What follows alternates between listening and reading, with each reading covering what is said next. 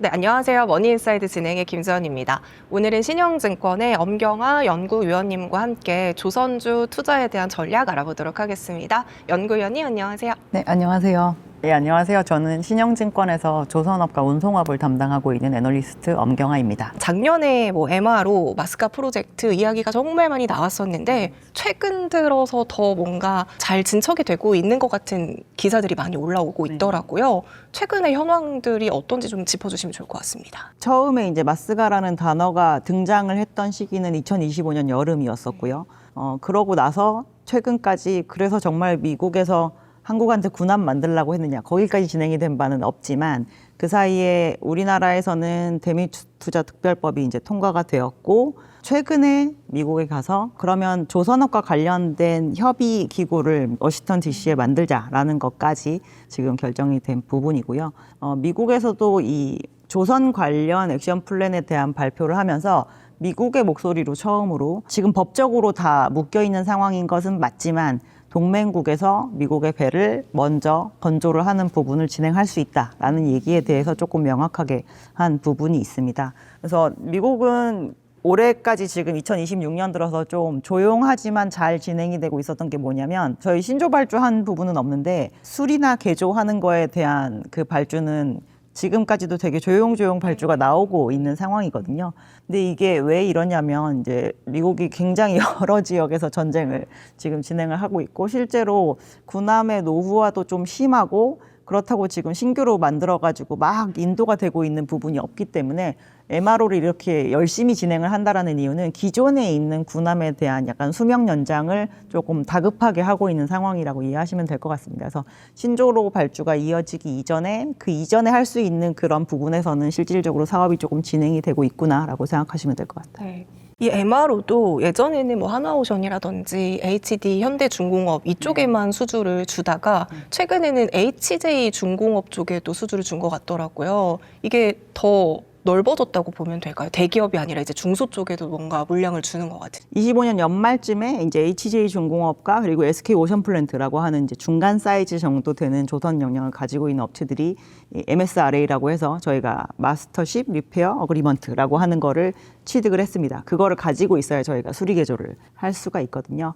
근데 궁극적으로 대기업들이 미 군함의 MRO를 하려고 하는 건 사실 신조 시장으로 진출하기 위한 약간 교두보적인 성격이고, 큰 그림이네요. 실제로 신조를 잘 하고 있는 사업장에서 수리 개조만 진행하는 건 어떻게 보면 조금 그 수익적인 측면에서 좀 손실일 수가 있습니다. 그래서 중소형 조선소들 같은 경우는 MRO 사업을 좀 꾸준하게 진행하는 거에 대한 집중도를 높이 가져가려고 하는 의도도 있고, 실제로 대형 조선소들은 신조 시장으로 좀 확장을 하는 거에 대한 니즈가 더 강하기 때문에 그런 거에 대한 서로의 수요가 작용을 해서 그렇지 않았을까라고 보고 있습니다. 뉴스에서 MRO 시장이 연간 20조 원이다 이런 얘기가 나오면 되게 뭔가 어마어마한 숫자처럼 느껴지긴 했었거든요. 적지 않죠, 당연히. 근데 이게 그렇게 크게 수익성에는 영향을 주지는 않는 건가 보네요. 수익성은 굉장히 좋아요. 저희 MRO, 그러니까 수리 개조 쪽 시장은 새로 만드는 것보다 이익률은 일단 무조건 높습니다. 거의 20, 30%는 보장한다고 볼 수가 있는데,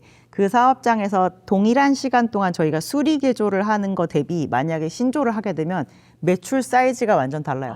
그래서 저희가 대형 신조 조선 관련된 업체들이 이 기간을 털어가지고 어쨌든 그 수리를 하면 거기서 원래 신조했을 때 벌어들일 수 있는 돈의 그 규모 대비해서는 너무 적게 버니까 이제 대형 조선소들은 원래도 신조에 특화되어 있기 때문에 신조를 하려고 하는 거에 더 신경을 쓰는 편이죠. 트럼프가 한국을 콕 집어서 MRO 같이 하자라고 한다고 하더라도 이게 또 미국 입장에서는 의회라든지 이런 규제들도 있잖아요. 지금 그러니까 군수 지원함부터 차례차례 시작을 하고 있는 부분인 것 같고요.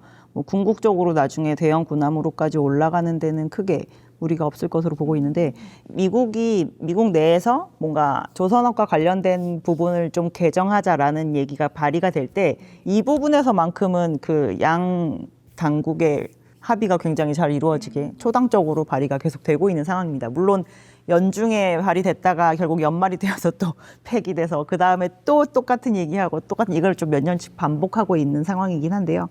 미국 입장에서는 이 부분을 빨리빨리 해결해 줄 수 있는 그 선택지가 굉장히 제한적이라는 걸 충분히 인지를 하고 있기 때문에 아마 이 부분에 대해서는 개정을 하는 쪽으로 이제 방향을 잡지 않을까라고 생각하고 있습니다. 그리고 이 MRO보다 조금 더 큰 시장이 열릴 수도 있겠다라고 느낀 게 또 최근에 뉴스에서 우리나라 조선소에서 그 미국 함정을 만드는 그 모듈을 네. 제작하는 것을 뭐 이제 검토하고 있다 이런 얘기들도 나오고 있잖아요.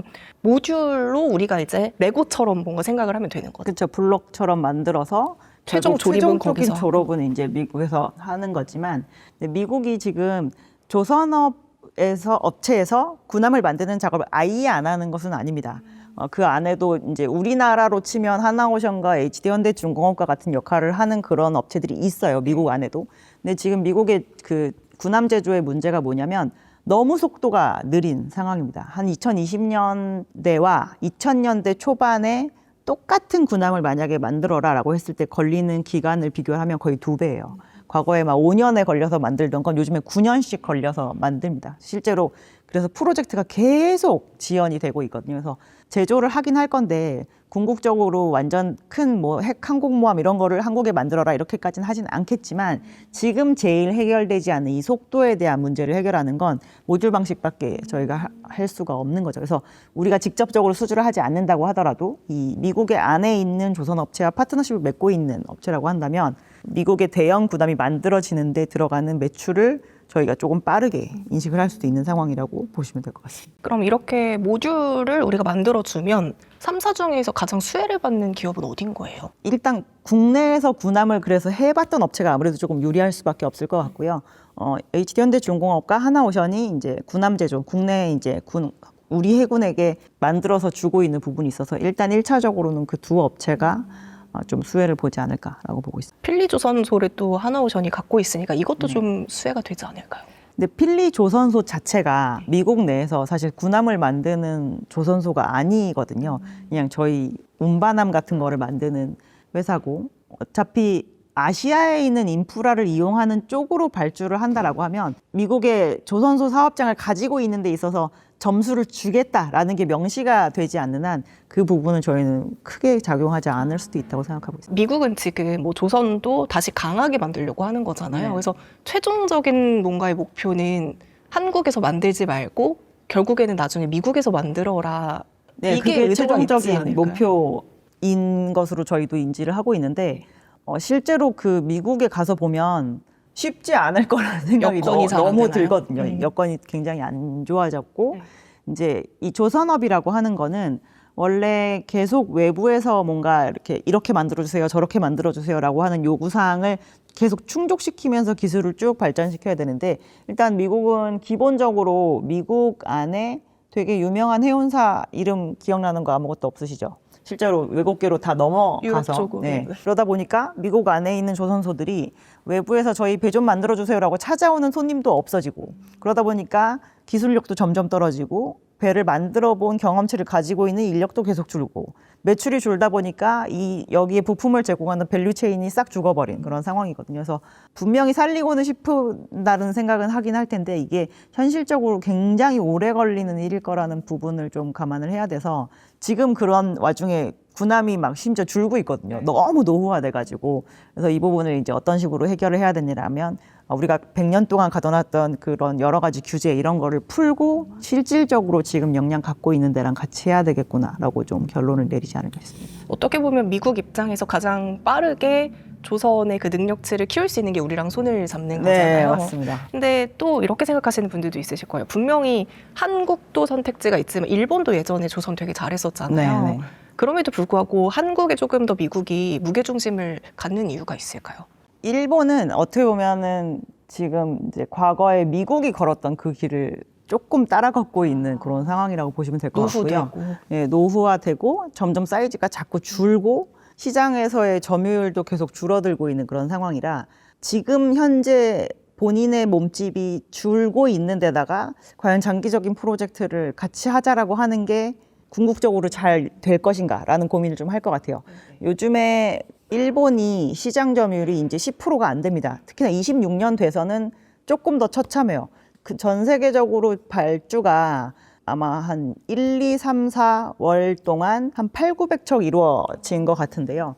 이 중에서 일본이 수주한 선박이 16척밖에 안 됩니다. 일본은 뭐를 제일 잘하는 거예요? 일본은 벌크선을 좀 잘해요. 그래서 벌크선이 어떻게 보면 시장에서 지금 제일 무관심 선종 중에 해당이 되거든요. 기술력을 많이 필요로 하지도 않고 주로 벌크선들이 원자재, 마른 원자재를 나르는데 그 시장에서 제일 큰 전방 산업이 철강 산업이에요. 근데 철강이 지금 양적으로 막 그 늘어나는 그런 게 없어서 사실 이 선박에다가 프리미엄을 많이 얹어가지고 배를 발주할 수 있는 선주가 별로 없는 선종이기도 합니다. 그래서 일본은 전체적으로 만드는 배 중에 절반이 일본의 선사들이 원하는 배를 만들어주고 있을 뿐만 아니라 벌크를 거의 한 절반 정도 만들고 있는 상황이라서 시장에서 자꾸 줄고 있는데 2024년에 이 전 세계 조선업계의 수주량이 굉장히 높은 편이었었거든요. 근데 오히려 시장이 볼륨이 확 늘어나니까 일본의 시장 점유율이 확 줄어들기 시작을 했습니다. 그러니까 중국이 몸집을 키울 때 여기에서 계속 치이는 그런 상황이고 10%를 간신히 지키고 있었던 수주 점유율이 24년에 처음으로 저희가 10%를 깨고 내려와서 25년에는 심지어 이게 한 5, 6% 정도 수준까지 내려오고 26년 들어서는 지금 1%대 점유율로밖에 안 되고 있어서 오히려 시장이 활발하게 좋아지니까 이 나라는 더 사이즈가 줄어들고 있는 상황이라 제 생각에는 지금 별로 경쟁 국가로 생각할 필요는 없지 않을까라고 생각하고 있고요. 지금 현재 톤수 기준으로 그래서 만들고 있는 양만 비교해 보더라도 일본이랑 한국이랑 절반 정도 차이가 나는 상황입니다. 그러면 일본은 이렇게 배제가 되고 또 미국 입장에서 중국을 선택할 수도 없는 거고 결국의 네, 선택지는 우리나라밖에 안 남았는데 근데 우리가 또 경계해야 되는 건 중국은요. 가격을 낮추는 걸 진짜 잘하잖아요. 우리나라가 이 정도 가격을 맞추기는 좀 힘든 건가요? 그래서 저가 물량에 대한 부분까지 우리가 다 가져갈 수는 없는 상황이라 실질적으로 지금 누가 전 세계에서 배를 제일 많이 만드나요? 라고 물어보면 그건 중국이거든요. 건조 점유율 기준으로 지금 중국이 거의 2009년부터 최근까지 계속 1등을 유지를 하고 있고 전 세계 배의 절반 만듭니다. 50% 정도 만들고 있고 수주 점유율은 일본이 저렇게 꺼지고 있는 상황이라 요즘에 이제 심할 때는 막 70%씩 한 번씩 찍거든요.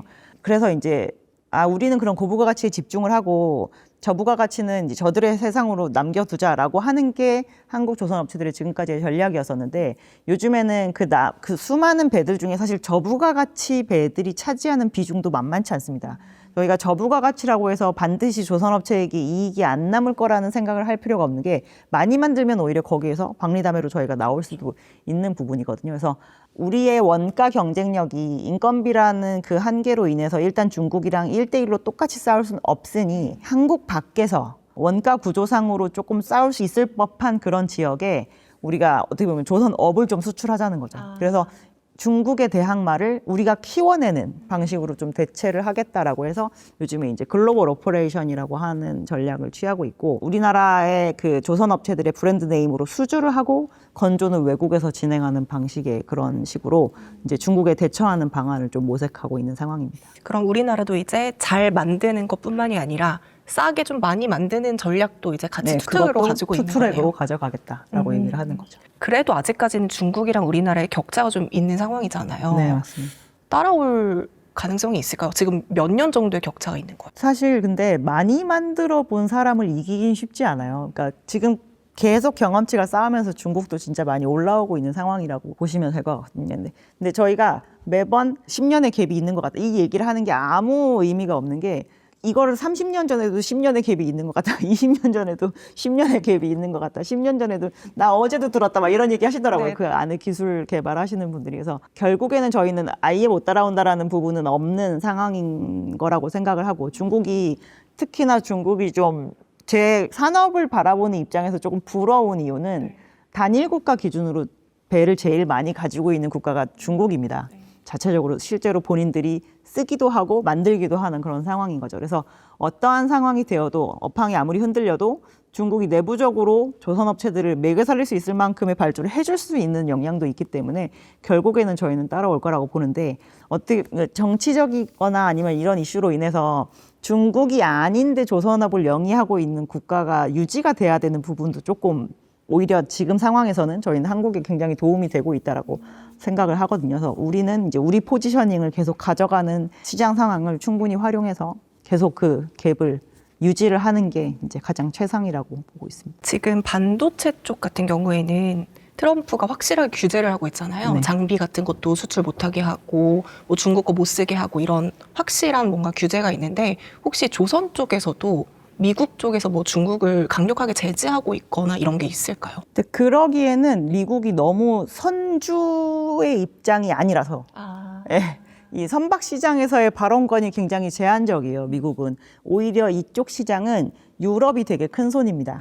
불과 2020년 전까지만 해도 단일 국가 기준으로 배를 제일 많이 가지고 있었던 국가는 그리스였었거든요. 저희 왜 그리스 선박왕들 얘기 되게 많이 들어보셨잖아요. 그래서 유럽은 지금도 굉장히 큰 손이기도 하고, 근데 이제 유럽마저도 굉장히 경계를 하는 거죠. 내가 화물 운송 사업을 영위를 하고 있는데 내가 지금 굴리고 있는 이 배들이 다 중국에서 만들어진 것이 들어오는 거에 대한 그런 경계를 항상 가져가고 있어서 그런 부분에서의 메리트가 한국 업체에게는 조금 있는 상황이긴 하다라고 보시면 될 것 같아요. 네, 전반적으로 그래도 K조선에 대한 긍정적인 부분이 되게 많은 것 같은데 그럼에도 불구하고 우리가 좀 리스크로 생각을 해야 된다거나 경계해야 될 부분이 있다면 어떤 게 있을까요?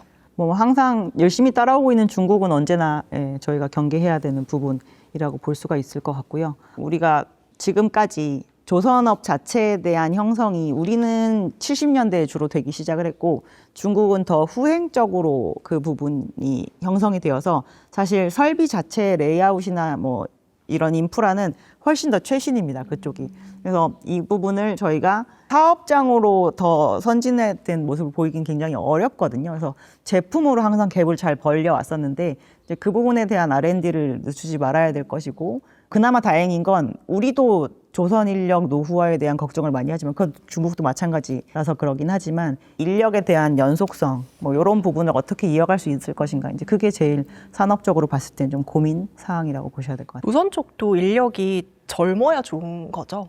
아니면은 더 네, 노하우가 맞습니다. 많은 그래서 나이 지금 있으신 분들이 좋은 거예요? 60대, 그러니까 거의 40대는 신생아라고 얘기를 하시고요. 60대가 거의 청년 취급을 받고 있어서 이제 당연히 젊으면 좋을 텐데 그나마 제가 요즘에 최근에 이제 돌아다니면서 조금 긍정적이라고 느꼈던 부분은 우리나라에 조선공학과가 있잖아요. 근데 조선공학과를 나온 학생들이 조선업으로 가지 않는 경우가 굉장히 많았거든요. 근데 요즘에는 이제 그런 쪽으로 진로를 방향을 잡는 그런 학생들이 많다라고 해서 또 이 R&D 인력들도 잘 키워지고 있구나라는 부분을 좀 체감할 수 있었습니다. 최근에 이제 3사의 실적들이 발표가 됐는데 네. 3사의 실적이 꽤나 다 잘 나왔습니다. 1분기 영업이익이 뭐 2조 원을 돌파했다 이런 얘기들이 나오고 있는데 슈퍼사이클에는 여전히 문제가 없다고 보면 되는 걸까요? 선박이라고 하는 거는 빌딩처럼 가서 그냥 막 사람들 고용해서 짓는 게 아니라 저희가 도크라고 하는 한정된 공간에서 짓는 그런 산업이거든요.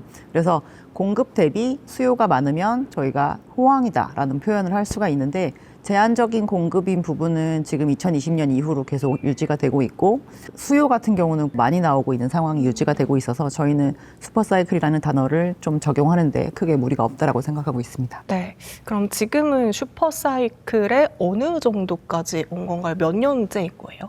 21년부터 최근까지 매해 만드는 선박보다 실제로 수주한 선박이 더 많은 상황을 지금 6년째 유지하고 있는 상황이고요.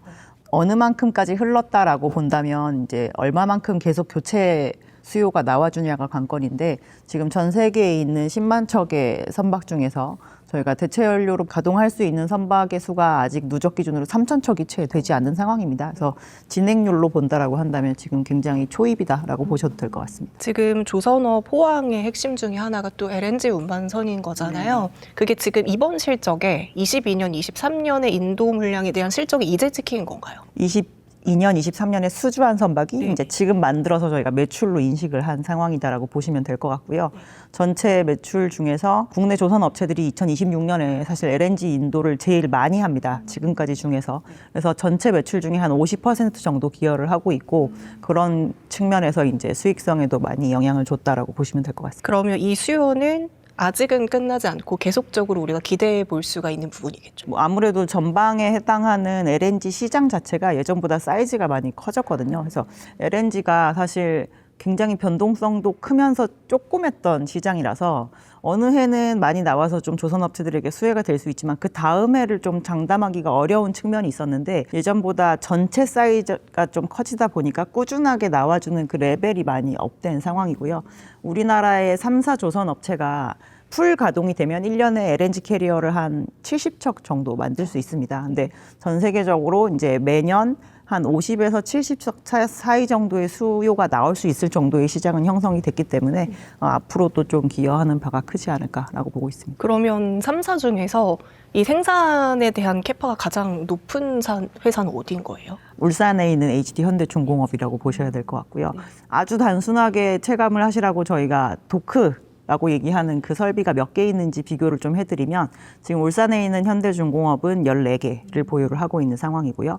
거제도에 있는 데 중에 삼성중공업은 원래 설비가 8개였었는데 2개를 꺼트려 놓고 있다가 6개 상태에서 올해 이제 다시 7개 체제로 갈 예정이고 하나오션 같은 경우는 이제 과거에 저희가 불황기가 되기 이전에는 7개의 설비를 유지를 하고 있었는데 그 사이에 2개를 처분을 해서 지금 현재는 5개이고요.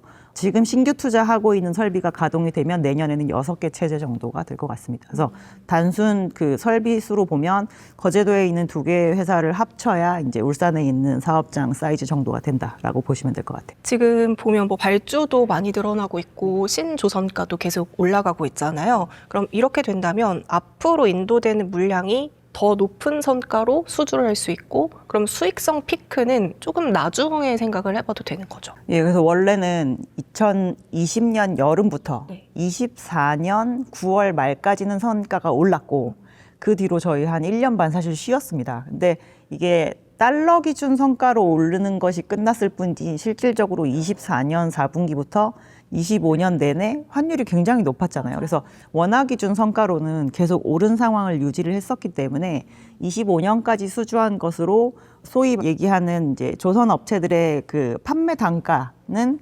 올라갔다라고 얘기를 할 수가 있고요. 그것들이 보통 28년 정도까지 인도가 되기 때문에 저희가 조선 업체들의 그 생산량이 크게 늘어나지 않아도 단가 개념으로는 28년 정도까지는 계속 실적이 좋아질 수 있다라고 말씀을 드릴 수 있는데 최근 들어서 이 가격 지표가 다시 변곡점을 형성을 하면서 올라가고 있는 상황입니다. 제가 과거랑 조금 비교를 해서 생각해 보면 2006년에도 조금 유사한 사례가 있었거든요. 앞서 몇 년에 걸쳐서 이미 선가가 오르면서 시황이 굉장히 좋았었는데 2006년은 그때 당시 산업재 호황의 약간 관망기, 중간 관망기 정도에 해당이 되었던 것 같아요. 근데 이제 그 부분이 관망을 해서는 안 되겠구나라는 것들이 이제 선주의 생각으로 좀 모여지면서 2007년에 굉장히 폭발적으로 가격이 올랐었거든요. 그래서 올해도 약간 그런 모습을 보이고 있는 상황이기 때문에 지금 수주하는 것으로 저희가 이제 29년, 30년 이럴 때까지도 실적에 대한 개선 추세가 이어질 거다라는 얘기를 아마 올 연말쯤 되면 드릴 수 있지 않을까 싶습니다. 뭐 올해만 하더라도 조선 3사의 영업이익이 10조를 돌파할 것이다 이런 전망치도 나오고 있잖아요. 사실 반도체도 실적이 잘 나오고 있고 수주 잘 되고 있고 앞으로의 전망치도 좋으니 주가가 지금 포텐을 터뜨렸던 것처럼 조선도 비슷한 흐름 이어질 거라고 생각하시나요? 사실 과거랑 비교를 해보면 이렇게 좋은 실적이 여러 분기 났던 적은 없거든요. 과거에는 폭발적으로 시황이 굉장히 좋았었지만 결국에는 이제 꺼지는 속도도 굉장히 빨라서 저희가 좋은 실적을 정말 짧게 봤었던 게 이제 과거의 시황인데 요즘에는 지금 선가가 이제 꾸준하게 올랐던 거에 대한 물량을 건조를 하고 있고 여기에서 수주량 자체도 줄어들 만한 요인이 별로 없는 상황이라 길게 오래 좋은 실적이 나오는 사이클을 어떻게 보면 이제 처음 보는 상황이기 때문에 그 부분이 이제 기업의 가치에 조금 녹아들어 가야 된다라는 게 사회적으로 좀 공감대가 형성이 된다라고 한다면 저희는 아마 밸류에이션을 조금 높여주자라는 거에 대해서 투자자분들의 의견 좀 모이지 않을까라고 생각하고 있습니다. 그리고 또 주목할 만한 점이 지금 조선 3사들이 본업을 굉장히 또 잘하고 있지만 AI라는 이슈가 조선주에까지도 같이 붙고 있는 것 같아요. 최근에 뭐 LNG선 인도뿐만이 아니라 미국 AI 데이터 쪽에 선박용 엔진을 뭐 이제 수주한다 이런 얘기들이 나오고 있는데 저는 일단 궁금한 게 선박용 엔진이 데이터 센터 발전용이랑 호환이 가능한 건가요? 기본적으로 선박에는 두 가지 종류의 엔진이 들어갑니다. 하나는 저희가 자동차에 들어가는 엔진처럼 앞으로 나아가기 위한 엔진, 추진 엔진이 붙고 이 선박에서도 저희 많은 전기를 사용을 하거든요. 실제로 그 안에서 생활하는 사람들이 쓰는 그런 단순한 전기도 있고 이제 기기들이 돌아가기 위해서 필요한 그런 전기도 있는데 그래서 저희가 발전 엔진도 그 안에 탑재를 시킵니다. 이게 제한적인 선박이라는 공간 안에 있으니까 얼마나 그 컴팩트하게 만들어진 엔진이겠어요. 그래서 과거에도 원래 조선 업체들이 이 엔진들을 여러 세트를 묶어서 개발도상국 같은데 이거를 여러 세트를 납품을 하면 그냥 하나의 발전소를 형성할 수 있는 그런 부분입니다. 그래서 이 AI라는 단어가 붙어서 굉장히 이제 더 민감하게 생각을 하시는 것 같은데 결국 이 모든 이 문제의 원인은 전력이 부족한 거잖아요. AI 데이터 센터를 돌리려고 하는데 전력이 부족한 건데 이 전력을 공급을 하기 위해서 대단위의 발전소를 짓기 이전에 사실 중간 브릿지 역할을 하는 그 전력원이 되기에 가장 적합한 형태의 그런 발전 엔진이라고 보시면 될 것 같습니다. 그래서 원래도 선박용 박용 엔진을 만드는 회사들이 육상용 엔진 사업 부문을 가지고 있었고 그들의 홈페이지나 이런 데를 들어가 보시면 실제로 육상에서 그 발전단지를 조성했었던 레퍼런스가 굉장히 많이 쌓여 있거든요. 근데 이게 이제 AI에 적용이 되다 보니까 이게 연관이 있는 거야 라고 생각하시는데 실제로 전력 부족을 해결하기 위한 솔루션으로 제시가 된 거다라고 이해하시면 될 것 같아요. 그러면 이 데이터 센터 엔진 수요 때문에 기존의 선박 엔진에 대한 뭐 캐파가 충돌한다거나 이런 일은 발생하지 않겠네요. 그렇게 될 만큼 납품량을 저쪽으로 아마 전환 배치하지 않을 거라고 저희는 생각을 하고 있고요. 이 엔진을 만드는 회사들의 실질적인 생산 능력은 막 엔진을 막 깎아서 만드는 게 아니라 그 모든 부품을 외부에서 조달해서 조립하고 테스트하는 거, 그게 엔진 회사가 갖춰야 될 생산 능력에서 제일 중요한 부분이라고 볼 수가 있습니다. 그래서 지금 만약에 한 100개 정도의 엔진을 만들 수 있는 상태였다라고 한다면 이 부품사들에게 조달받는 부품을 뭐 130개로 다 늘려서 전체 130개를 만들 수 있는 역량이 될 수만 있으면 캐파는 늘릴 수 있다라고 보시면 될 것 같고요.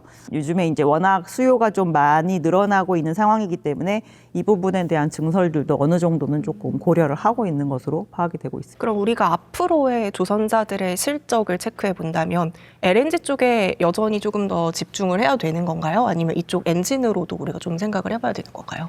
새로운 전방 산업에 해당하는 사업을 늘려가는 거에 대해서는 저희는 굉장히 긍정적이라고 생각을 하지만 이 어쨌든 이 조선업이라고 하는 것 자체가 사이클 산업에 해당이 되기 때문에 사이클에 가장 흔들리지 않는 본래의 본업을 얼마나 진득하니 가져갈 수 있느냐가 제일 먼저 중요하고요. 여기에서 추가적으로 더 파생될 수 있는 부분이 있다라고 한다면 거기까지 능력이 되는 만큼 확장하는 거, 그게 저희는 좀 중요하다라고 보고 있습니다. 그러면 엔진 쪽에서는 오히려 뭐 조선사보다는 엔진 기업들을 주목을 하는 게 더 나은 걸까요? 왜냐하면 엔진 기업들이 이렇게 되면 전방 산업이 두 개로 확장이 되는 거잖아요. 전력을 필요로 하는 쪽과 그리고 선박을 필요로 하는 쪽이니까 그러한 측면에서 본다라고 한다면 엔진이 조금 더 지금은 확장성이 있는 상태다라고 보셔야 되겠죠. 이 엔진에 대한 이슈와 더불어서 최근에 뭐 바다에 설치하는 플로팅 데이터 센터가 조선의 뭐 새로운 먹거리다 이런 얘기들도 나오고 있더라고요.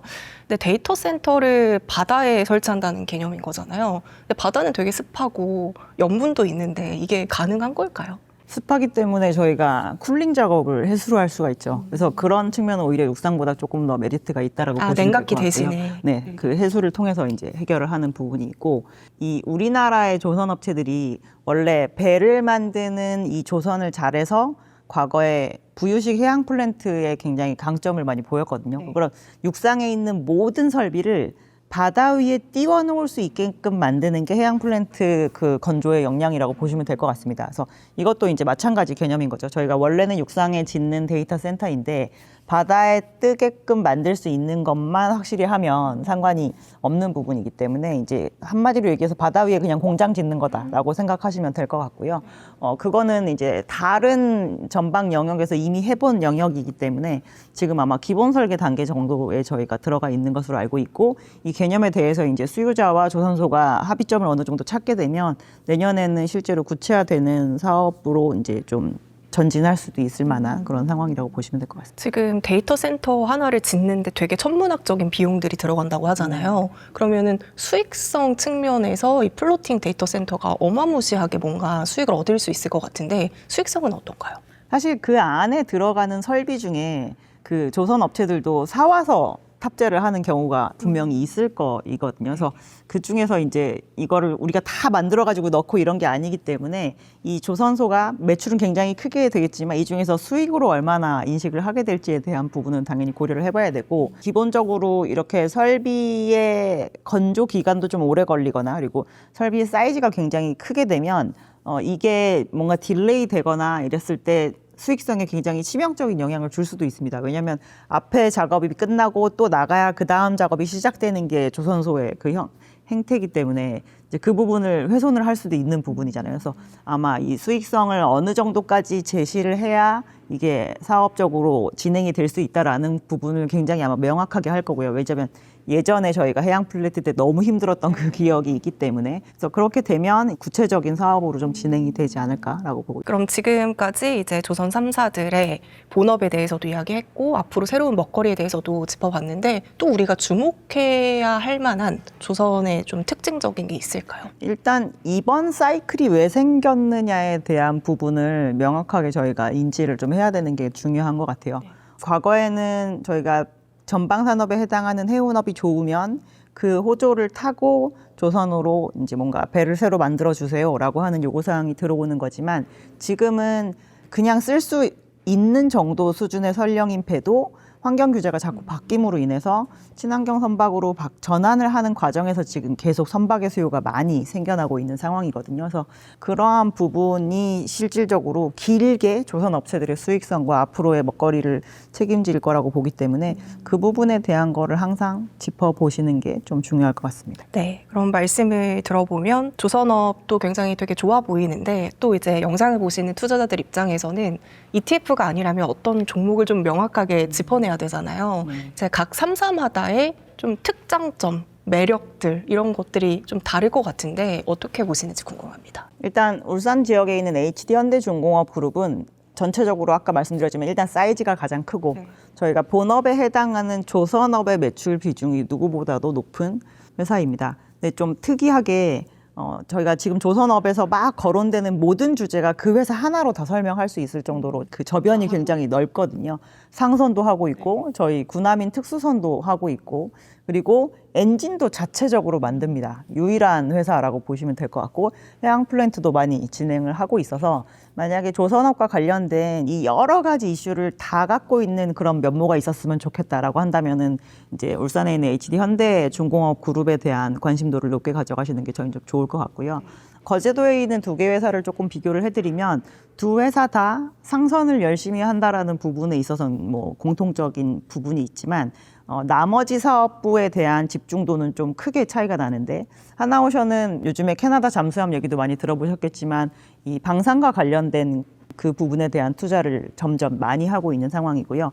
삼성중공업은 3개의 대형 조선 업체들 중에서 해양 플랜트 쪽에 대한 투자를 과거부터도 좀 큰 규모로 했었던 그런 부분이 있습니다. 그래서 사업 부문마다 어떠한 부분이 이슈가 되고 안 되고 이렇게 왔다 갔다 할 텐데, 그 부분에 있어서 이제 명확하게 하나는 방산, 그 삼성은 해양 쪽에 조금 더 특징을 많이 가지고 있구나라고 생각하시면 될 것 같습니다. 그러면 3사 중에서는 HD 현대중공업이 가장 좀 좋게 보시는 종목이고, 기자재나 이런 쪽에서는 어떤 종목이 매력적일까요? 기자재는 당연히 필수 기자재를 보셔야 돼요. 저희 조선에서 배들이 굉장히 여러 종류가 있잖아요. 그래서 특정한 선박에만 들어가는 기자재를 만드는 업체들은 그 선종의 업황을 탑니다. 어떨 때는 LNG가 좋을 수도 있고 어떤 때는 LPG가 좋을 수도 있고 또 막 유조선이 좋을 때도 있고 한데, 그거와 상관없이 모든 선종에 다 들어가는 기자재를 접근을 하시는 게 이 업에서의 낙수 효과라고 볼 수 있는 그런 부분을 저희가 누릴 수가 있거든요. 그래서 가장 필수 기자재이면서 선박 관련 중에서 특히나 친환경 선박이랑 제일 연관성이 높은 기자재는 엔진입니다. 왜냐하면 다른 연료로 엔진이 돌아가게끔 만들어주는 그 기술이 지금 친환경 선박을 만드는 데 있어서 핵심 기술에 해당이 되거든요. 그래서 엔진과 관련된 회사는 상장사 중에 일단 HD 현대중공업이 엔진 사업부를 내부적으로 가지고 있고, 그 추진 엔진으로 하나 엔진도 그 사업을 진행을 하고 있고요. 과거에 STX 중공업이었던 HD 현대마린 엔진도 그런 추진 엔진을 만드는 회사이고요.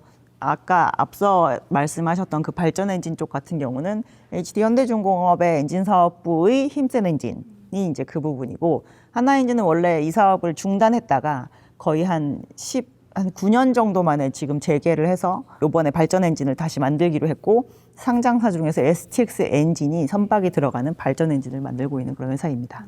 사업 포트폴리오가 조금 스펙트럼 넓은 기업들이 유리할 수가 있겠네요. 아무래도 그럴 수밖에 없겠죠. 네. 시황을 덜 탄다라고 보시면 될 것 같습니다. 네, 그러면 이제 조선주를 투자하시는 분들 중에서 이런 변동성을 어떻게 대응해야 되는지, 어떤 마음가짐을 갖고 조선주를 투자해야 되는지도 짚어주시면 좋을 것 같습니다. 어떤 산업을 투자를 하시던 그 산업의 가장 본업에 해당하는 요인이 흔들린다 안 흔들린다 이거를 체크를 항상 하셔야 될 것 같고요.